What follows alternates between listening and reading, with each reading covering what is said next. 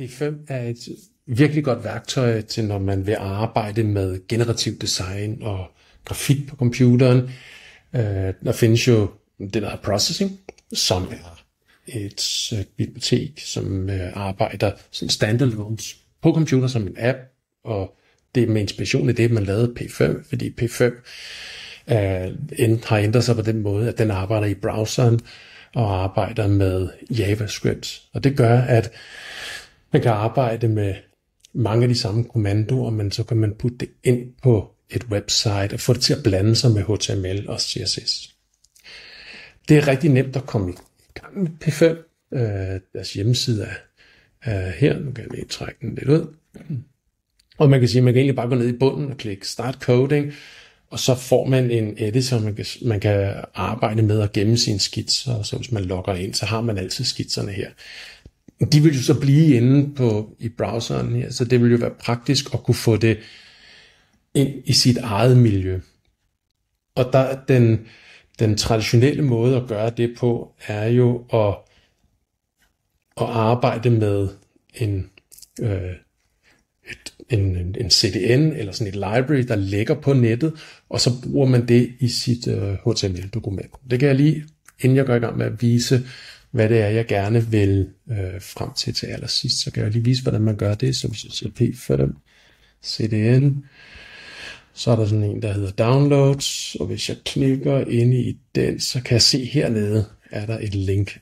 Det er ikke den nyeste version, men Winter kan også gøre det. Så jeg kopierer det her link, og så opretter jeg et nyt projekt. Nu opretter jeg hele projektet, men det kunne lige så godt have været bare en HTML-fil, jeg har arbejdet i. Hvis jeg lige siger New Terminal, så siger jeg npm create /latest for at lave et Vite-projekt. Og måske inden jeg gør det, jeg tænker lige, at jeg siger Ctrl+C, så åbner jeg. Det er lidt forskelligt, hvordan jeg vil gøre det, men jeg plejer at åbne en folder, så jeg lige ved, hvad det er for en folder, jeg er i enden. Går ud på skrivebordet, opretter en ny mappe, jeg kalder den P5. Og så er det ligesom den folder, jeg har åbnet her i VS Code. Jeg åbner terminalen, Command J, så kan jeg lige skrive bare pil op, så husker den det. npm create Vite latest. Og det som der er, det går, at du bliver bedt om at installere Vite til at starte med, men det der er interessant her, det er jo, at jeg bliver bedt om at skrive et navn, og den siger selv Vite-projekt for eksempel, meget opfindsomt. Men hvis jeg bare trykker punktum, så tager den det navn, som mappen har lige i øjeblikket. Så nu siger jeg bare punktum.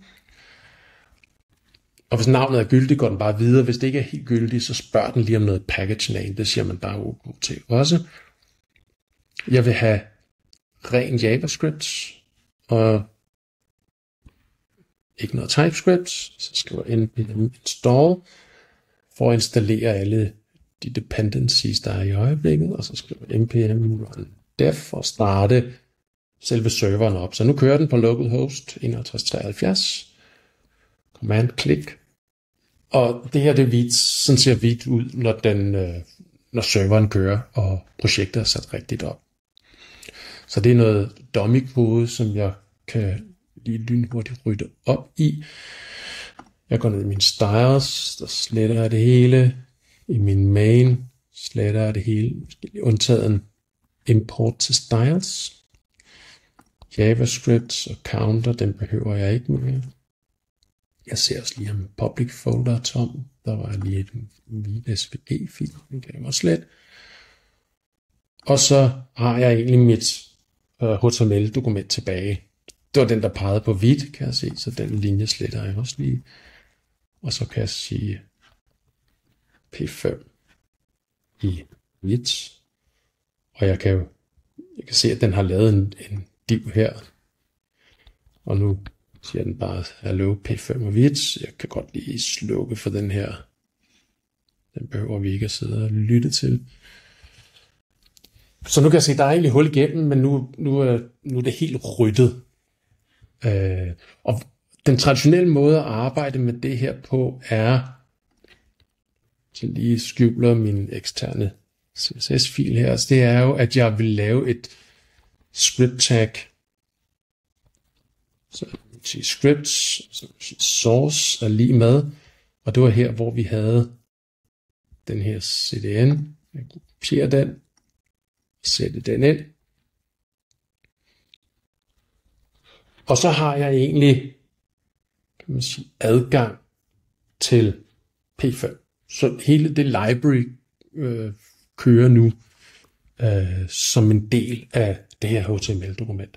Og det betyder, at der er jo nogle, jeg kan skrive det samme, som jeg egentlig bare skrev i editoren, altså function setup. Og inden jeg lige gør det, så skal jeg måske lige lave et script. Det må jeg jo fjerne. Sådan der. Så kommer der farve på. Function draw. Så jeg kan se, det ligner det, som der var i editoren. Og jeg kan skrive create canvas. Og vi kan sige, at det gør en højde her. Jeg kan skrive backgrounds. Og det sætter til 200. Og så kan man se, at den her canvas rent faktisk er blevet tegnet automatisk, fordi jeg skriver create canvas, så injekter den automatisk på siden. En klassisk måde at se, om det virker, er jo at lige lave en cirkel, og så siger vi mouse X, og med mouse Y, og med 50, og så vil jeg kunne tegne i min canvas. Men lige nu kører den jo bare i min draw, og det betyder, at den egentlig starter, fordi den, jeg kan se, der er jo sådan en lille cirkel øverst oppe i toppen, og det er jo fordi, den bare tegner, og så står mouse X og mouse Y på 0, fordi der ikke har været nogen mus indenover, så det er først, når musen kommer ind over, at den så begynder at tegne videre. Jeg kunne skrive function mouse moved,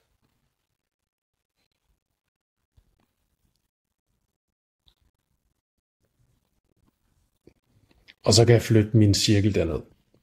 Så den her, den bliver kaldt hver gang, at musen flytter sig hen over canvas, så kan jeg sige, så har jeg ikke den her draw-lykke. Så draw-lykken, den kan jo gøre alt muligt andet, og sådan, men jeg bruger den nok ikke lige i det her eksempel, så den kan jeg bare fjerne. Så det er de her to i stedet for. Kan man sige, forskellen er den samme. Den her, den sætter den jo så bare direkte, hvor der nu var plads. Og det betyder, når jeg kigger på min kode her, jamen, så har den bare smidt den nede i bunden. Den har lavet en main, og så har den lavet en canvas inde i den. Så det har kunne være sammen med min vid, men det kunne godt være, at jeg havde lavet et område på min side, som jeg gerne ville have, at det her element skulle være i.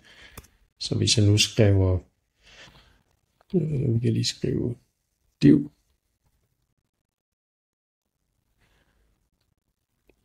Den her kan vi lige sige ID er lige med sketch 1. Og hvis jeg gerne vil have den, så kunne det være, at jeg havde stylet den med alt muligt. Men jeg vil gerne have, at min canvas var derinde. Så kan jeg sige function parent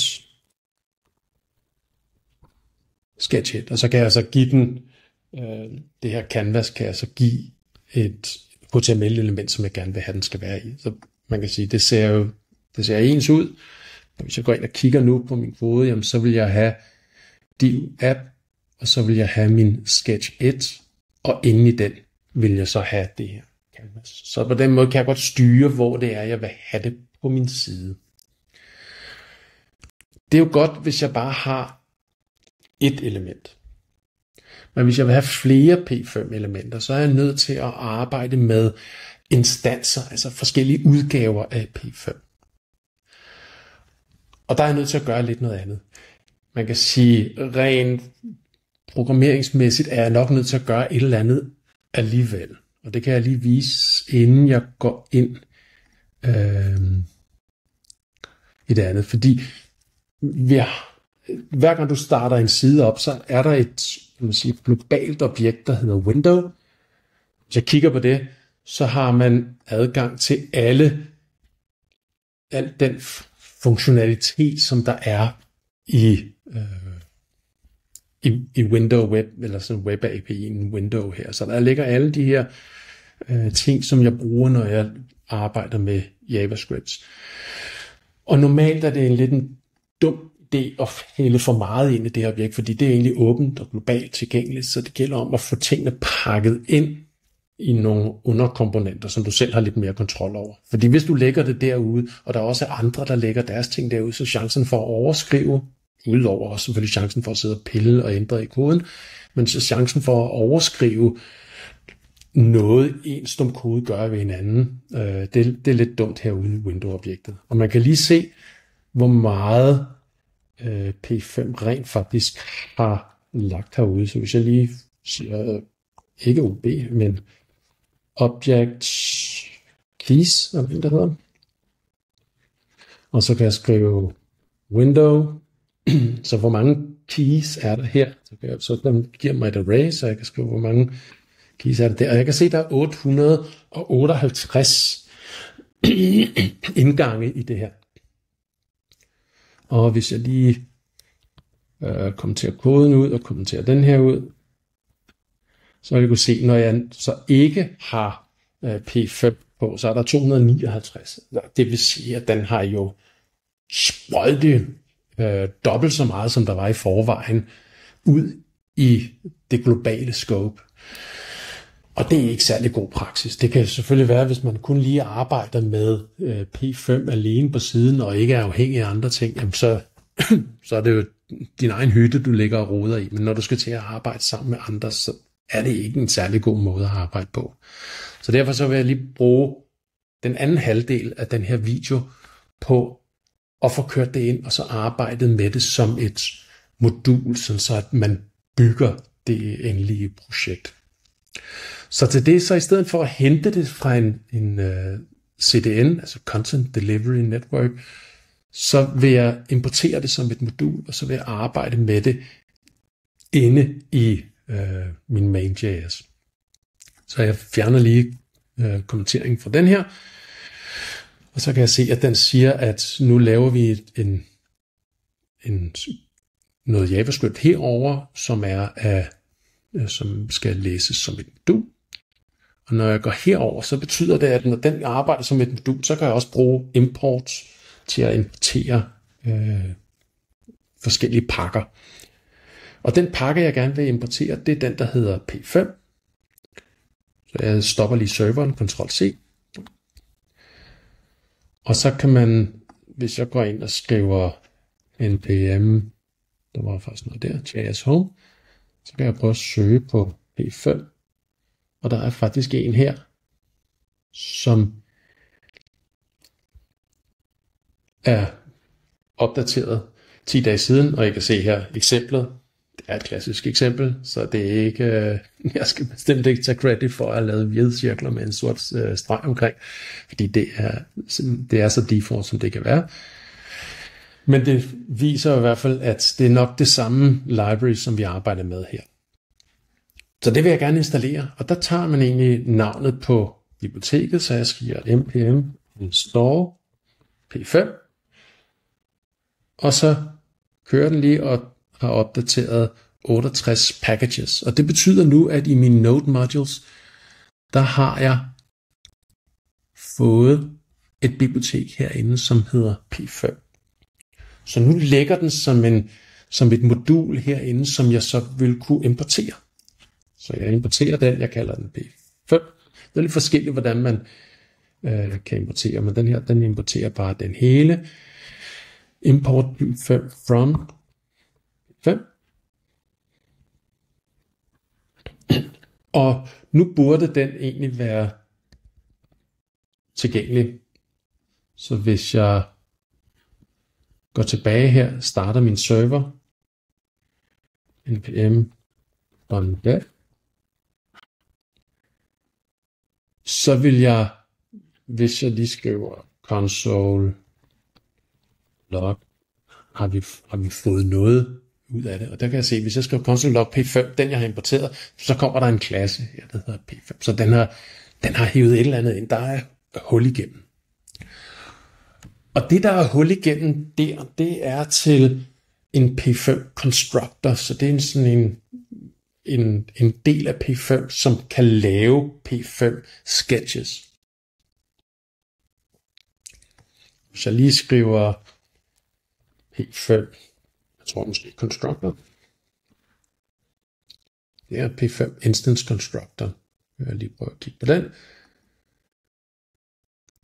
Så hvis jeg bruger den her p5, så siger den, at den her er en constructor, den tager alle properties og methods, som der relaterer til en p5-skitse. Så alt, hvad p5 kan, det er egentlig det, som den kan arbejde med. Den forventer, at der kommer en sketch ind, og den kan også godt tage en parameter for, hvor skitsen så skal afvikles hen. Så den her måde, så bliver det sådan en lille smule anderledes med closure. Det må jeg lige fortælle jer på et andet tidspunkt. Men det betyder, at setup og draw og alt det her, det kommer med ind i den her skitse. Og det, der er lidt, lige kan flimre lidt i hovedet på nogen, det er, at når den tager den her skitse, så det, den skal have, det er det, der hedder en closure, men det er en funktion. Hvis I kigger ned på sketch, så function og så p5. Så det betyder, at den skal modtage en funktion, og så i den funktion, der vil den selv sende p5 med ind i. Og ellers så fungerer den ligesom en funktion normalt vil gøre. Så hvis jeg lige laver en funktion, som tager imod en parameter, eller imod et argument, så kan jeg skrive function. Vi kan bare kalde den sketch1, så ved vi, hvad det er. Og den skal ligesom, den her skitse, sketch1, som jeg har her, den modtager p5 biblioteket. Så det skal jeg kalde et eller andet. Så jeg kalder det bare p. Det skal bare være kort, for jeg skal skrive det hele tiden. Så nu har jeg den her skitse, og den modtager hele p5-biblioteket ind i sig. Så hver gang, at jeg skal bruge noget fra p5, så skal jeg lige skrive p. Så peger jeg på hele den klasse, som vi lige så, som er her. Lad os bare sige, det er den, der kommer med ind i det her p. Og det betyder, at når jeg skal skrive setup, så kan jeg ikke skrive setup, som jeg plejede. Jeg skal lige skrive p setup. Men det er også det eneste, jeg skal huske. Jeg skal simpelthen huske, at hver eneste gang, jeg arbejder med noget i P5, jamen, så skal jeg bare skrive en ekstra punkt. Og jeg kan jo ikke bare skrive p-setup her, for jeg er lige nødt til at lave det til en funktion, og jeg kan heller ikke rigtig bare skrive function p-setup. Det bliver sådan lidt, så derfor er jeg nødt til at lave dem til det, der hedder function literals. Så jeg skal skrive p-setup er lige med function. Så det er lidt en omvendt måde at gøre det på, men det er det, der hedder en function literal. Så i forhold til det, jeg lavede her i HTML, der skrev jeg bare function setup. Så kan den, det er den traditionelle måde at lave funktioner på, men man kan også godt lave dem som en literal, fordi p-setup faktisk er lavet i forvejen, så tildeler jeg den en funktion. Så nu skriver jeg p-setup er lige med function, og så kan jeg kalde de funktioner, der er. Der var den her create canvas, men jeg kan ikke bare skrive create canvas. Jeg er nødt til at skrive p.create canvas, og lad os bare sige, hvad var det sige, vi lavede 400 gange 300. Og så havde vi en background, så det hedder p-background. Den sætter vi til 200. Og hvad havde vi også? Vi havde en p.mouseMoved.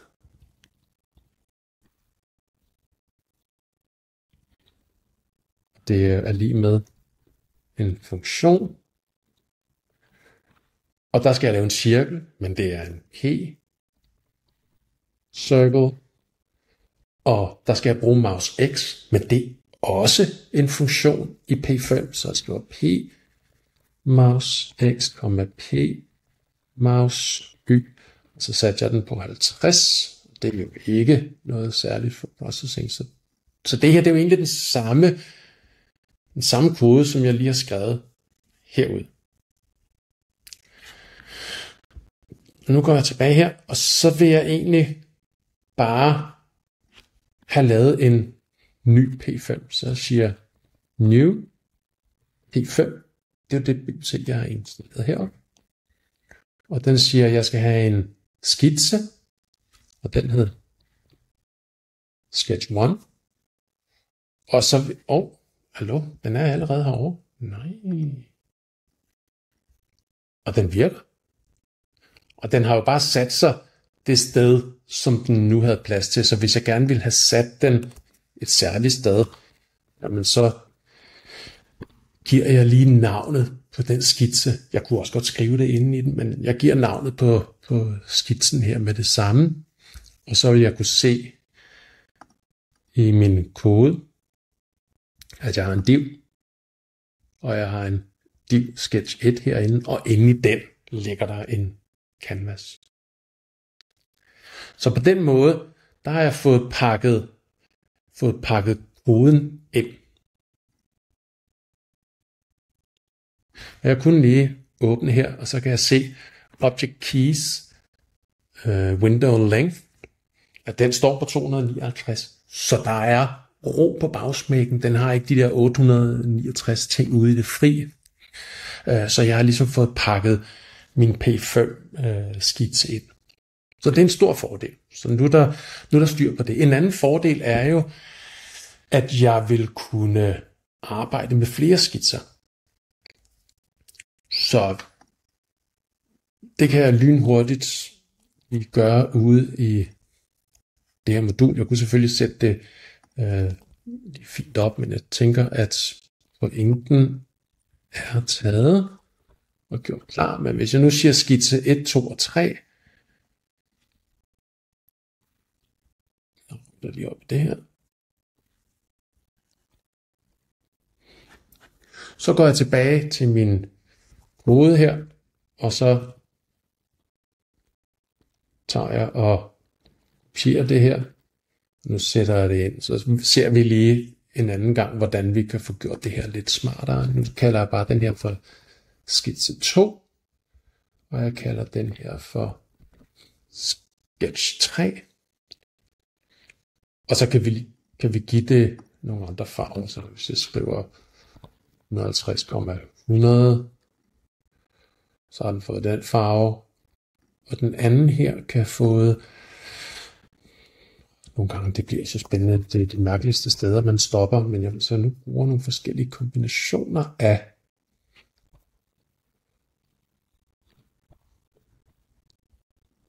det her. Så nu har jeg sketch 1, 2 og 3, og jeg kunne selvfølgelig sige, den her, den lader jeg bare være, som den er. Den her, der skriver jeg no fill, og nu skriver jeg bare no fill sådan her, men det er en ting inden fra P5, så jeg skal huske at skrive P punktum foran, fordi det er jo P5, jeg hiver ind her som et argument. Så nu skulle den her gerne ikke have nogen streg. Skitse 3, den skal måske også ikke have nogen streg. Nej, no stroke. Så siger no fill, og så skriver jeg, eller skriver no fill, men siger no stroke. Men jeg kan godt sætte fill på den her til for eksempel at være 255, 265, 260 og så 20. Så nu har jeg lavet den lidt anderledes. Den kan også blive lidt mindre. Så bliver det ikke mere anderledes end det her.